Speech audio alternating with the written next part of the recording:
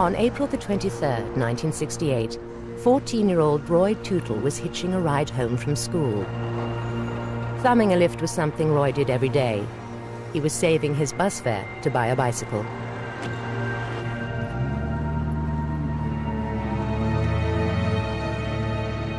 Roy didn't wait long for a ride on the busy A24 in Surrey. But within minutes, the driver suddenly turned off the main road.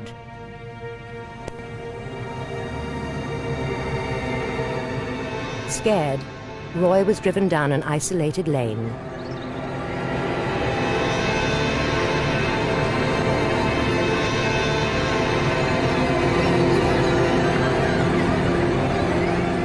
Trapped inside the car, he was stripped and subjected to a terrifying ordeal.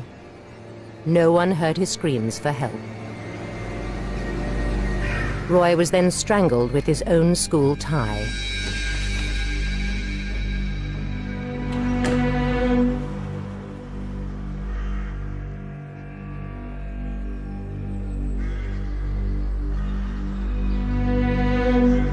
The killer put the body into the boot of his car and continued on his way home. Roy Tootle's murder was front-page news in 1968, and despite a massive manhunt, the killer was never caught. 33 years later, in January 2001, the case took an amazing turn. Key forensic evidence now led detectives to the doorstep of the man they believed to be Roy Tootle's murderer. They've been deployed to the subject's address, just received information that he's in the house. So the team's towards going on standby. Right, Brian, you've been arrested on suspicion of the murder of Roy Tootle. Do you understand what offences you've been arrested for? I understand what you say, but I refute everyone. No, I've been up here since. Okay, listen to me. What's going to happen now? 64-year-old Brian Field was a self-employed gardener from Solihull. Divorced with 3 children, he seemed an unlikely murderer. Okay, now have you got everything you need? You've got some money, you've got your glasses, do you want something to read, a book? Are you reading a novel or anything at the moment, or what? No, I am actually, yeah, I'm going to upstairs. So we'll go upstairs with Paul and you can get that. There's no rush, we'll take your time. Field was taken to Staines police station to be interviewed. Over the next 3 days, he would take Detective Sergeant Graham Hill on an extraordinary journey. A journey never seen before on British television. Obviously, you've been arrested for the murder of a boy called Roy Lindsay Tootle, yeah? Now, that boy was a Kingston grammar school boy, and he went missing on his way home from school in April of 1968. Having got off of the bus on his way home from school and was never seen again until his body was recovered, found by some forestry workers on the Friday, which is the 26th. Yeah. So that's the day the boy went missing, and the boy's name was Roy Lindsay Tootle, T-U-T-I-L-L. Have you ever heard that name? No. Okay.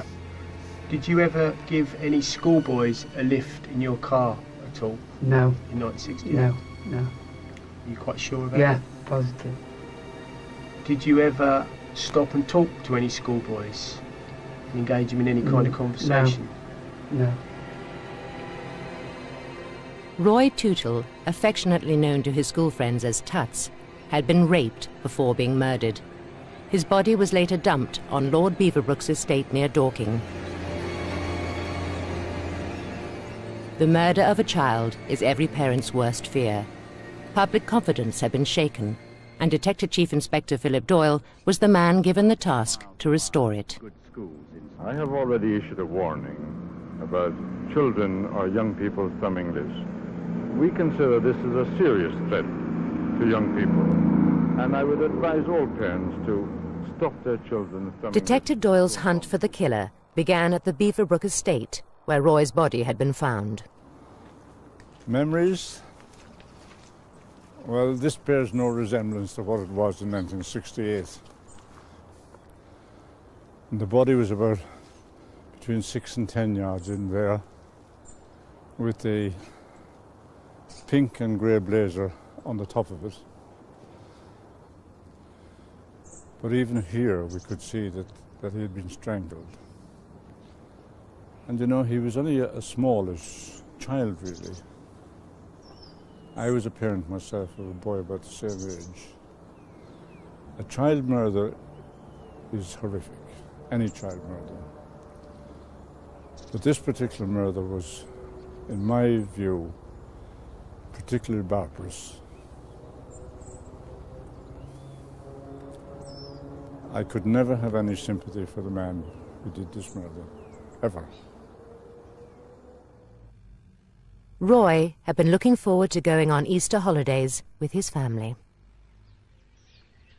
Roy, he was ever such a lovable chap. The parents, they went numb for several weeks. You could hardly speak to them. I tell you, what these people have been through, Dennis and Hilary, you cannot imagine.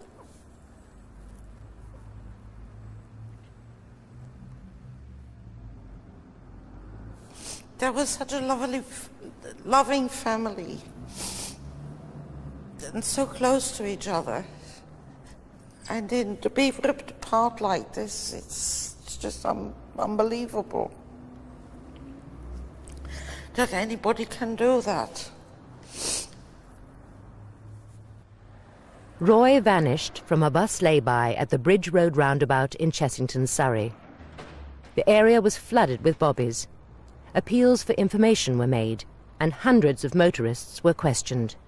Someone must have seen Roy get into a car. A bus driver told us that a silver-grey Austin Princess car was parked in the bus lay-by, and he told us the boy described as Jutal was dressed, talking to the driver of this car, which of course was a good lead at that. But no one had seen Roy Tootle get into a white Mini. The police were looking for the wrong car. The killer had simply driven away. We spent a lot of time. I think 1 million car records were searched at County Hall in Kingston in those days. And that was manual searching. And we never did find it. Desperate for new leads, Detective Chief Inspector Doyle staged the first ever televised police reconstruction. His own son played Roy. Calls came in, but as the months and then the years went by, hope faded of ever catching the killer.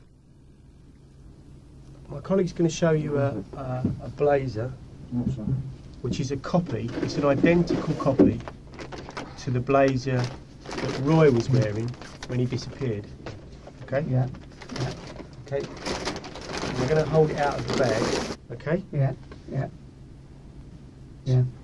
And it's a blazer which is quite vivid in colour. It is, yeah. Have you ever seen that blazer before? No. Or one similar? No. No? Okay. Now that was the Kingston Grammar School blazer in 1968. No. I didn't know, I didn't know anything about the schools or anything around here. Because we'd only moved up. Only moved up in 68, didn't we? No, 67 was it? 68. I wasn't in this area for... Okay. So you've never seen Roy Tuttle? No. And you've got no knowledge of anyone who would have worn a blazer like that? No. Are you 100% sure? Yes, yeah. Right. Others sure that Brian Field was innocent were his friends in the local Solihull community. They could not believe he'd been arrested for the murder of a child. We're just all in total shock, and straight away I thought, oh, she's got the wrong man, it's a mistake. they've arrested him by mistake. I was of the same opinion as everybody else at the beginning. Not Brian, they've got the wrong guy. That's right, I think I was exactly the same. That can't be right. I mean, I thought it was a joke. But the police believed they did have the right man. In the weeks before his arrest, teams of detectives had researched the whole of Brian Field's past. What they found was a man who had been leading a double life. I think what you've got to remember with Brian Field is that he has presented this persona for so many years and perfected it to such an art that everyone you would have spoken to would have said, you've got the wrong man. He is not the man that you think he is. And all that is that he's become skilled over a number of years in manipulating people to think he's something that he ultimately isn't. So who was the real Brian Field? The journey was about to begin.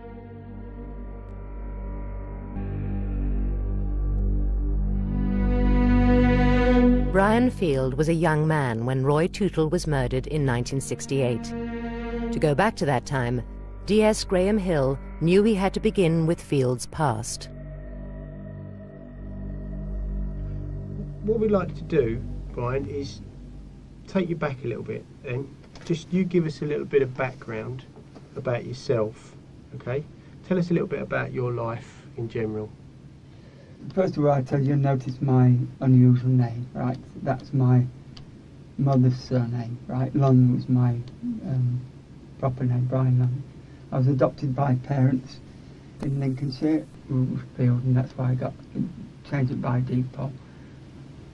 Did you have adopted brothers and sisters? Yes. Yeah? Yeah. How many of those did you There was 15 of us altogether. 15, it's a big... So it sounds to me like you were quite lucky by the family that adopted you. Yes, were a loving family, were they? Yeah. Yeah?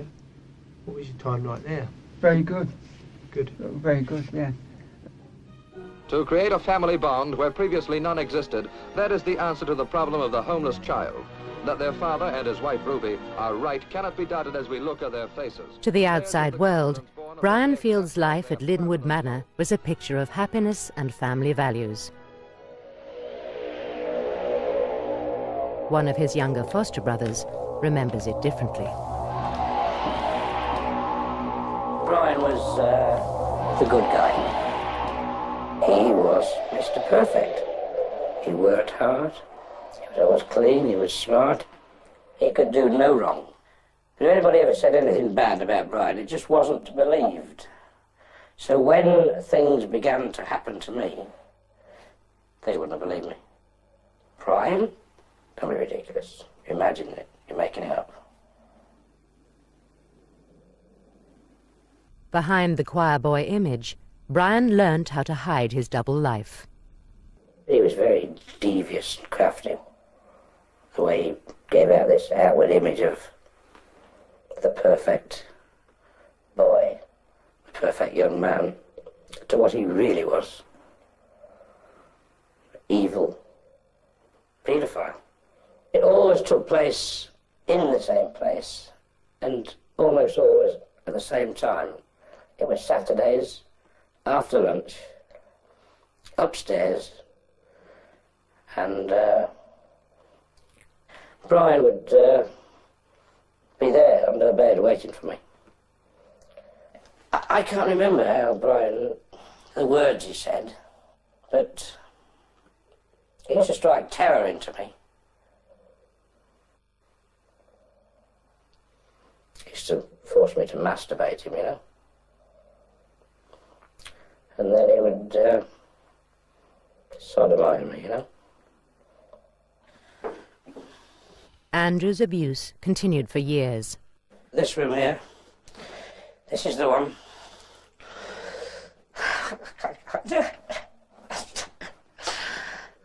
Sorry. It's ruined my whole fucking life. Ruined it. Ruined it.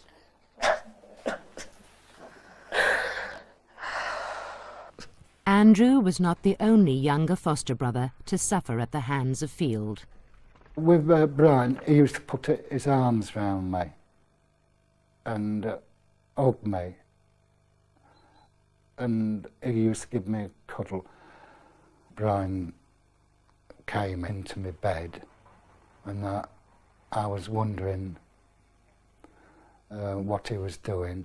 I treated him like my oldest brother, and I had faith in him. And I thought it was all right, and he was comforting me. And then he started to stroke my body and all that. And then he interfered with me. I didn't realise his slyness and all that.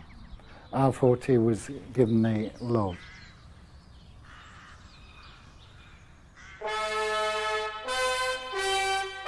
Unaware of events behind closed doors, the media continued to portray the Fields as the perfect family. In 1957, they were honoured on This Is Your Life. Brian had begun his national service and was wearing his Royal Marine uniform. When I was 7, I was all mixed up with life and I didn't know what to expect. My father, Paul, took me from an institution and told me he was going to give me a home. From then on, I believed in miracles. The Royal Marine Corps is the finest in the world. Dad groomed us to be gentlemen, and one day I hope to have a family of my own, just like him.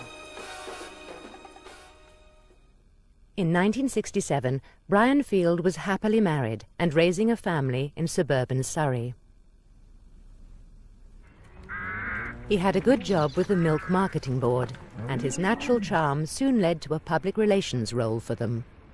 In February 1968, he was to make another television appearance. Well, with me is Brian Field, who is the head of this testing service for the Milk Marketing Board. The main object is to locate and diagnose faults. The tester starts at the pump and goes right through to the teacup. Because I was living in Surrey at that time, you see. Yeah. Go on and tell us a bit about that then. I was working for the Milk Marketing Board. It was a good job, you know. You got a gang of lads working for you. You operated from the head office. I was, funny enough, quite happily married then with the boy coming on, Jonathan coming on, and things looked good. Just got this new job, and things were looking rosy. On April the 12th, 1968, Field's second child was born. 11 days later, Roy Tootle was last seen alive in Chessington, Surrey, 6 miles from where Brian Field was working.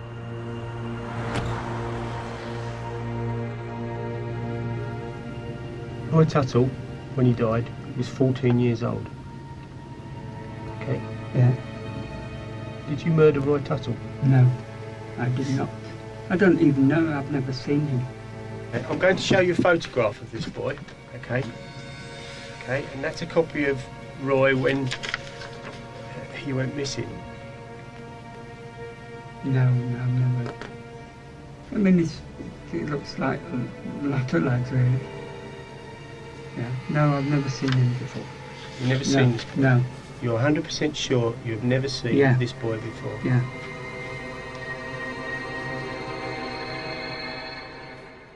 You know, when they're telling me that he'd done this crime 30 years previous, I said, no, they can't have that right.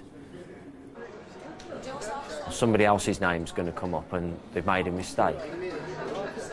Brian Field's friends in Solihull had no reason to suspect him. He had been part of their community since 1988. We'd sit and have a drink and a laugh, and he was very intelligent as well. You're always doing crosswords, you know, he'd always know the answer before you. He was just a normal person, really. All my friends got on with him, everybody. I can't say I know anybody that has got a bad word to say about him. He was just a good worker. He was good in everybody's company. Very likeable fella, you know, no problem. You know, he came round, he did our garden for us. He came round and did some work on our garden when we had our first house. He did some work there. Mark Harris used to DJ at a nearby pub, where Field was one of the colourful regulars. keep going. Who cares? Keep going, Brian. Go for it.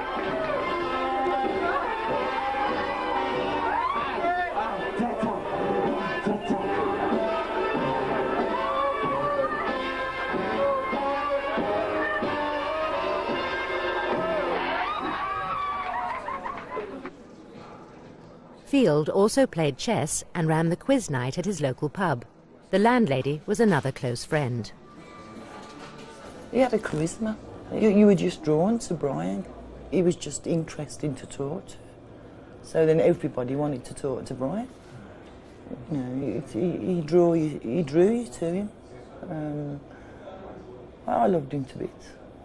I loved him to bits. I did ask him where he came from, and he did tell me, and he said he got divorced and his wife was a teacher, but he didn't want to talk about it, and there was no reason for us to carry the conversation. If the guy doesn't want to talk about it, he doesn't want to talk about it. I didn't really think that much about it, did I? Just accepted him for what he was, you know, just a friendly chap. Occasionally, though, I did actually say to Brian, "You've got a dark side to you. You know, where have you been, like, all your life?" And he never. Whenever I did say something like that, he would say, "Farming up and down the country, relief milker," and you couldn't get no more out of him. But Field did have a dark and violent past, one which began at the age of 15 in his home village. It is known locally that on a spring morning in 1951, near Field's foster home, an 11-year-old girl carrying a milk churn met Brian Field riding his bike.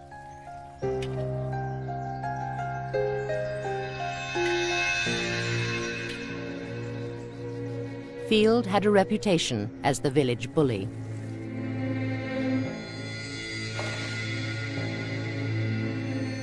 He followed the girl along a track,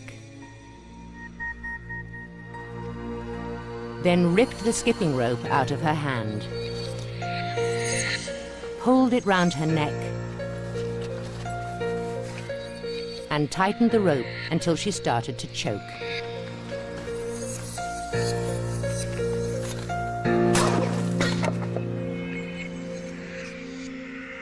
Field then assaulted her.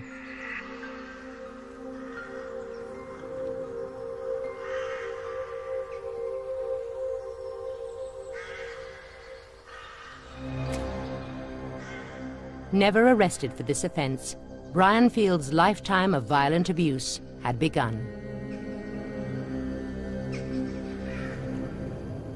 Well, Brian Field married my sister in 1967, and when I first met Brian, I looked up to him. I thought he was a really nice guy. He was like a older brother to me, really, and he seemed interested in me. I must have been about 11, 12 years old at the time. In 1970, Stephen went to see Field and his sister at their home in Shropshire. Really look forward to going up there in the summer holidays for 6 weeks. You know, great. I'm going to be really happy. I'm going to see some new places. One night, after my sister had gone to bed, we were sitting there watching TV, and he just got up and we turned the TV off. And that was the first time that he abused me.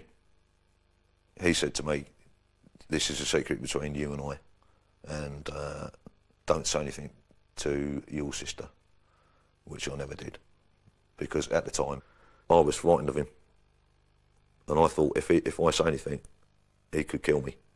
I think maybe if I had not kept my mouth shut, he may well have done, and I could have been a victim.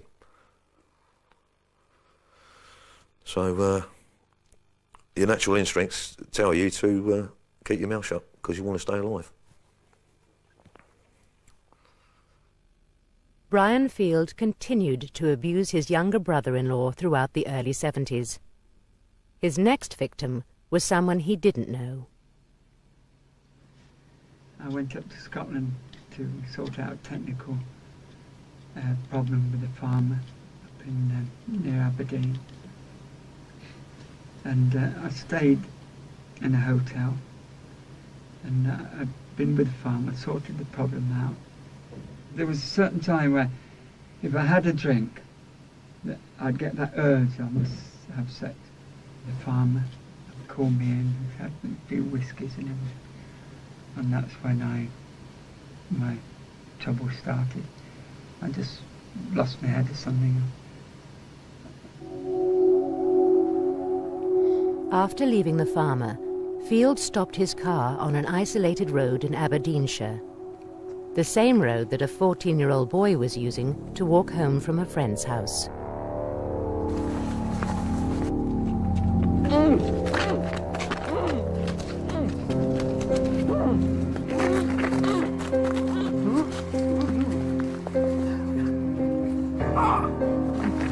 Field started to strangle him.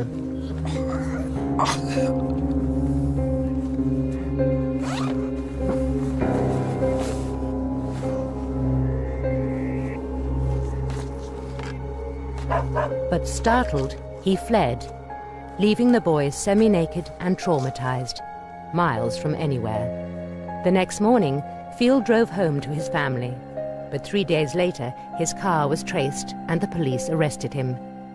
In November 1972, he was given 2 years in prison. Brian Field's double life had finally been exposed.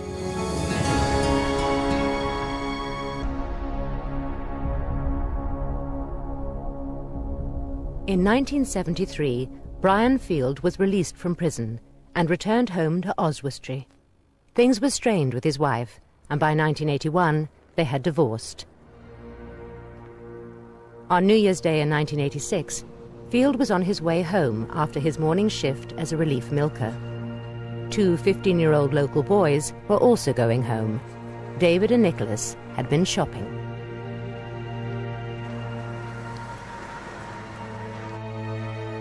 A car stopped. I said, "Are you going to St. Martin's?" And the man replied, "Yeah." We got into the back of the car because it only had 2 doors.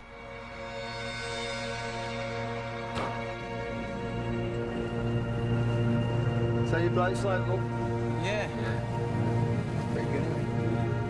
When we got to our village, instead of taking the St. Martin's road, he turned towards Wrexham.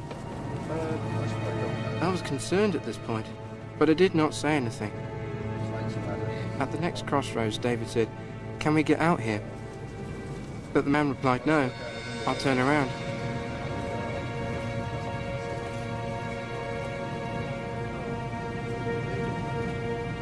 Suddenly, he picked a tyre wrench from off the floor. He shouted to both of us, "Take your coats and gloves off." I said, "Why?" He said, "Never mind why, just do it." He was very threatening.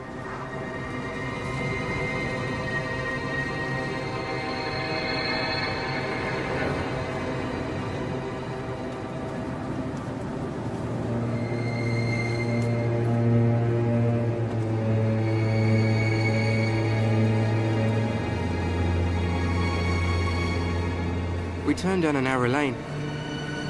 He then said, "Right, take your shoes and trousers off." David said no, but the man said, "Take them off," in a very frightening voice. And I started to cry. As David was unbuttoning the top of his trousers, the man had to slow down because there was another car on the narrow lane.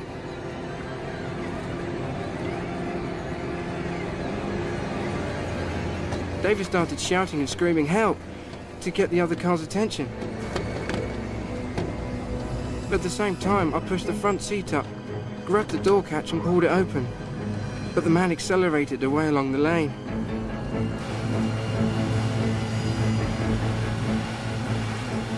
I was being dragged along the road. David was still inside. And then I just let go. With the door still open, David then made his escape.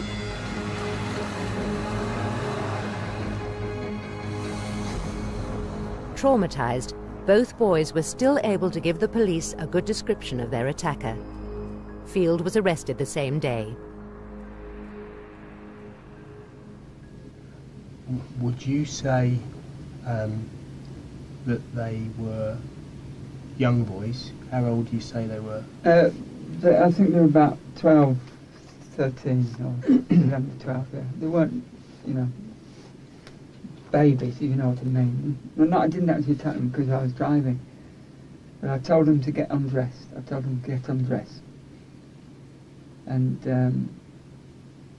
so, because I was going to take them out of a friend's farm up in the hills. And I was going to, I don't know what I was going to do with them. At Stafford Crown Court, Brian Field received a 4-year sentence. 2 years later, he was released and began a new life in Solihull at the age of 52. One of the difficulties I've had trying to explain my life away in Birmingham. See, I've told them that I'm divorced and everything. Yeah, I haven't told any sort of deliberate lies. Everything's been true, but I've not embellished it, but haven't elaborated on it. You know. I didn't want to get involved again. I didn't want to get involved because if I did get too involved, I'd have to tell them about my past. And that's why I'm sort of, you know, work on my own and I keep a distance to a certain extent. I mean, all the young lads around there accept me as a, you know, I've never tried anything on it. I never hinted that I was like that. It just, I go and have my few parties. I mean, I chat women up because that's mainly a facade, really. He was an all-round one of the lads. We were in our 20s and Brian was, you know, in his 50s. But he seemed to fit in with all that. He seemed to be a genuine all-round guy. He'd sort of, pretty girl had walked by Brian and sort of, you know, he'd follow it with his eye. Like all, you know, like all. He was a normal fella. Brian was a man's man, one of the boys. Well, when he was 60, we had a collection in the pub, which I must say I've been in the pub trade 21 years and we've never had a collection for anybody else. In all the time I've been in the pub trade. The punter said, "Are we having a collection for Brian for his birthday?" And we did, and we bought him a watch, we bought him a silver tanker, and he had £60 in cash and a cake.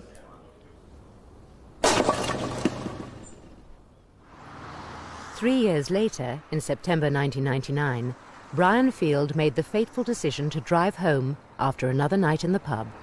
You smell alcohol on your breath, okay? Keep blowing, keep blowing, keep blowing, keep blowing. That's fine, that's right, we've got one. As you can see, it's gone to red, okay? I'm arresting you for providing a positive specimen. Stand by the window, please. Arrested, he gave a saliva sample, which was then placed on the National DNA database. Open your mouth up, mate. Incredibly, this was to unlock the mystery of Roy Tootle's murder, unsolved for over 30 years. Held on the same DNA database was forensic evidence gleaned from the trousers of Roy Tootle, a speck of semen from his attacker. This DNA profile of Tootle's murderer, a man who'd eluded the police for more than 3 decades, matched the DNA profile of Brian Field. Did the police finally have their man? And your first name? Brian. What's your date of birth? Shortly after Christmas, January of 2001, we received a phone call from the Forensic Science Service. At the time, that appeared to us to be incredible because if this person was still alive and was traceable, then we could solve something that hadn't been solved for 32 years. The police now had Brian Field's name. They immediately set up an incident room, but more evidence was needed.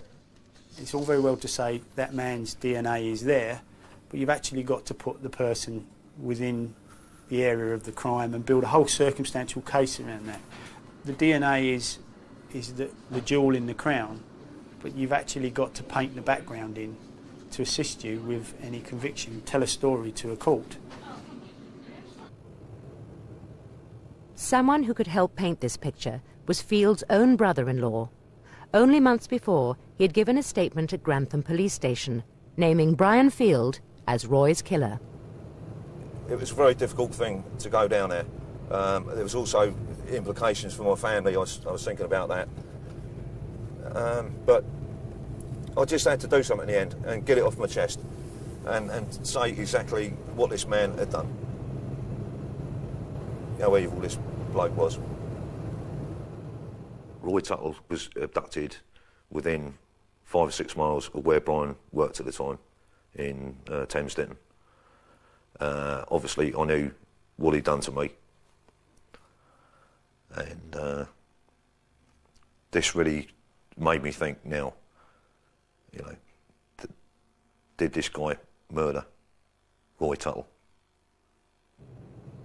Stephen told the police about an incident at Brian's house, which happened the day after Roy Tuttle went missing. He come up to me and was nasty to me and said to me, "You don't go in the garage. I don't want you to go in that garage." So, me, innocently, I said, "Why?" The pathology report provided the answer. It suggested that Roy's body had been kept in the boot of a small car for several days before being dumped. Looking back, I suddenly thought to myself, well, was the body of Roy Tuttle in the garage at the time? And I'm convinced that it was. And that was the reason why he didn't want me to go in the garage. Stephen's statement led to a meeting with Surrey detectives. Armed with his testimony and the DNA match, Brian Field was then arrested on February the 21st, 2001.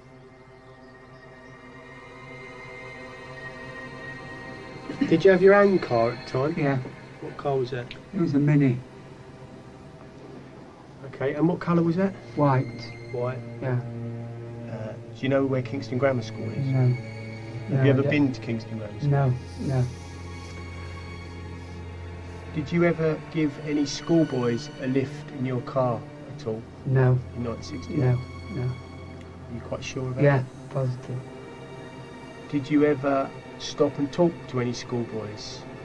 Engage them in any kind of conversation? No. 2 days into Field's interview, he was still denying Roy's murder.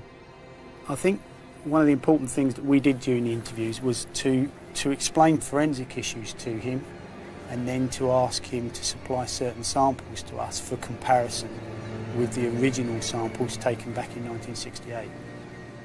Yeah, Brian. We'd like to ask you to consent to supplying us some samples. Yeah. Okay? Mm.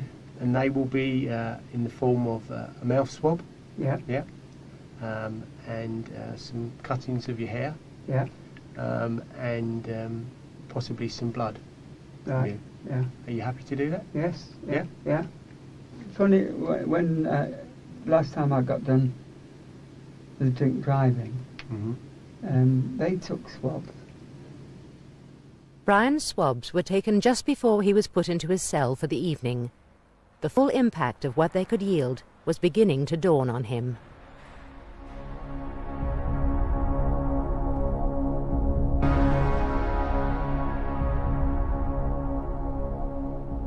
Brian Field's third night in custody was a restless one.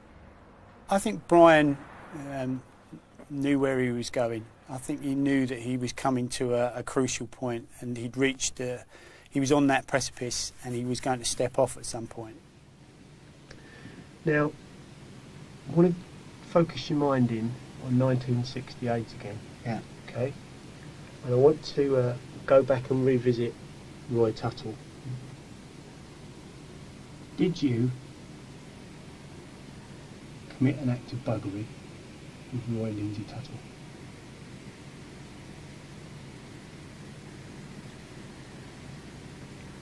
It's time for the truth, Brian. I'm sorry, I've misled you all the time. But I didn't, I've been to prison. I've led you all to lies. I'm sorry. Brian, look at me. Look me in the eye. It's important now for everybody concerned that we finish this. Yeah, it's gone on a long, long time. Yeah? Yeah. Okay. I was driving along the road, and I saw this lad get off a bus, and he summed for a lift. I'm sure he summed for a lift. He stood there. His eye stopped and he got in. And I asked him where he was going. You're in the car? Yeah. What do you do? What do you try to do? Right, I tried to book him.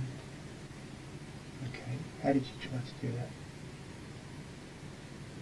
He went over the front seat. Right. And I tried to do it on the front, across the front seat. So what did he, was he crying? What was he doing? No, he wasn't crying. And told him to get dressed again. And I ran a can I go with him? How did you stay him? No, just put the tie around his neck and just tightened it. Can you demonstrate for me how you did it? And put it around his neck and just tightened it like that.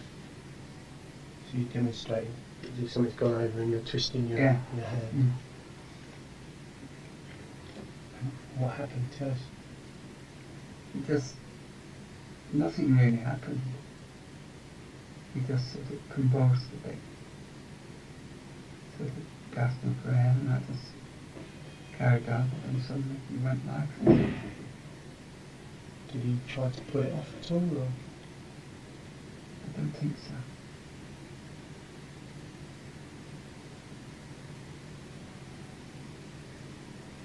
Then what happened? I got out, straightened myself up, put him in the boot, then went home. And I had him in the boot of the car, with a blanket over him. Probably 2 days. Stupid thing. And I went, I said, I've got to get rid of the body. So I said to my wife, I'm going out. And I drove around looking for places, a suitable place to dump him. And I saw him out the back of the car. I think I seen that. And threw his jacket out over him. And then went home. Okay. You've lived with this secret for 30 odd years, haven't you? Yeah. How are you feeling? Terrible.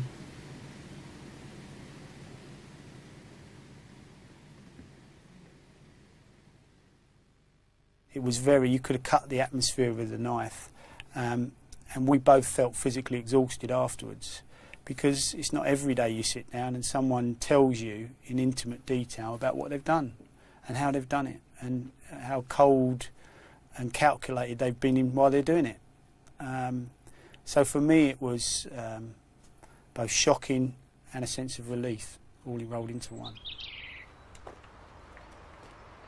34 years ago, Roy's body was found here, and the events that took place here was a tragedy that affected many people's lives. Roy's parents died not knowing who was responsible for their son's death. In November 2001, Brian Field appeared at the Old Bailey. DNA profiling, a science unknown in 1968, had put him on trial. Anybody who's lost somebody through a murder or a violent death, like Roy had to go through, you want justice for him. You want justice for that person. You want justice for your son. Any mother wants that. Brian Field pleaded guilty to the murder of Roy Tootle in 1968. He is now serving life imprisonment. I sympathise with the people that think that life imprisonment is not enough for Brian Field. But at the end of the day, it does not serve our purpose to demonise these people, because what we really want to do is to start to understand why these people commit these offences, so that we can do something about it in the future to protect children. He's a sad, evil pervert, that's what he is. Preys on innocent, bloody victims, you know. That's the bottom line. He's, you know, Mr. Manipulation, Mr. Evil, right? He'll twist people, and has twisted people round his fingers. When he first came to like the Brian, didn't he? I couldn't sleep for a couple of nights because I just couldn't believe I knew somebody who could do that. How could I cook somebody a dinner? How could he sit at my table? He sat at my table, and I have fed him. How could I do that? Brian took us all. He sucked us all in, really. Mr. Nice Guys don't exist anymore. On Boxing Day in 1996, 11-year-old Patrick Warren and 13-year-old David Spencer vanished whilst playing in Chelmsley Wood, Birmingham. Brian Field was working nearby. Now behind bars, the police believe Brian Field still has many more questions to answer.